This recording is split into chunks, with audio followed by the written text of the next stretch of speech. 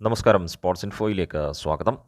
East Bengal എഫ്.സിയുടെ super cup നേട്ടവും Durand കപ്പിൻ്റെ final പ്രവേശവും ഒക്കെ കഴിഞ്ഞ സീസണിൽ നാം കണ്ടതാണെങ്കിൽ ഇത്തവണ ഇന്ത്യൻ ഫുട്ബോളിൻ്റെ സകല മേഖലകളും അടക്കി ഭരിക്കാനുള്ള വെടിക്കോപ്പുകളുമായി തന്നെയാണ് സംഘത്തിൻ്റെ വരവ്. ഒരുപക്ഷെ ഈസ്റ്റ് ബംഗാൾ എഫ്.സിയുടെ ചരിത്രത്തിലെ തന്നെ ഏറ്റവും മികച്ച സ്ക്വാഡ് തന്നെയാണ് ഇത്തവണത്തേത് എന്ന് വരെ വിശേഷിപ്പിക്കാവുന്ന അത്രയും കരുത്തുമായി തന്നെയാണ് വരവും. ഇന്ത്യൻ നിരയും വിദേശ നിരയും ഒക്കെ ഒരുപോലെ കരുത്തുകൂട്ടിയ സംഘം ഇത്തവണ ട്രാൻസ്ഫർ മാർക്കറ്റിൽ വലിയ ഇടപെടലുകൾ തന്നെയായിരുന്നു നടത്തിയതും.